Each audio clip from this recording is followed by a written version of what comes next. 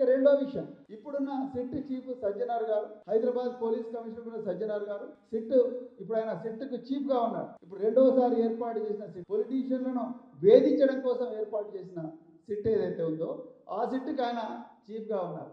నేను ఏమంటున్నా అంటే సజ్జనార్ గారికి ఈ సిట్ను లీడ్ చేసి ఈ ట్యాపింగ్ వ్యవహారాన్ని విచారించే నైతిక అర్హత ఆయనకు లేదు, ఆయన ఎలిజిబుల్ కాదు.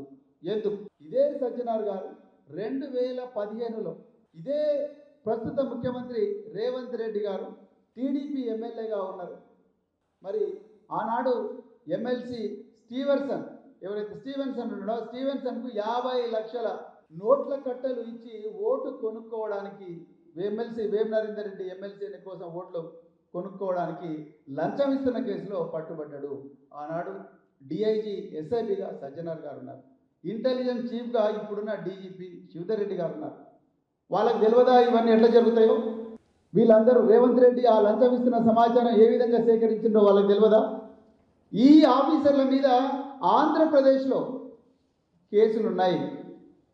ఆనాడు ఆంధ్రప్రదేశ్లో చాలామంది రాజకీయ నాయకులు వీళ్ళ మీద, ఈ సజ్జనార్ గారి మీద, ఇంకా మిగతా ఇంటెలిజెన్స్ ఆఫీసర్ల మీద Bhavanipuram police station, Guntur police station, Kurnool police station, Alipiri police station, అదేవిధంగా Visakhapatnam police station, Payakarao police స్టేషన్లో, ఇన్ని పోలీస్ స్టేషన్లలో వీళ్ళు మా ఫోన్కు ట్యాప్ చేసిండ్రని చెప్పి ఆనాడు ఇంటెలిజెన్స్లో ఉన్న అధికారుల మీద పోలీస్ కేసులు అయినాయి.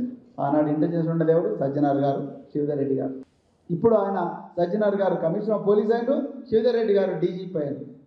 మీరు ఏ అర్హతతోని ఈరోజు ఈ ట్యాపింగ్ కేసు మీరు ఇన్వెస్టిగేట్ చేస్తున్నారు? తెలంగాణ ప్రజలు గమనించాలి. వీళ్ళకి తెలుసు ట్యాపింగ్లు ఎందుకు చేస్తారో తెలుసు, ఏ చట్ట ప్రకారం చేస్తారో తెలుసు, ఎవరిని పట్టుకోవడానికో చేస్తారో తెలుసు.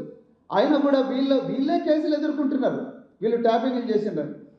వీళ్ళు వచ్చి తెలంగాణలో మళ్ళీ ట్యాపింగ్ కేసు ఎట్లా ఇన్వెస్టిగేట్ చేస్తారు?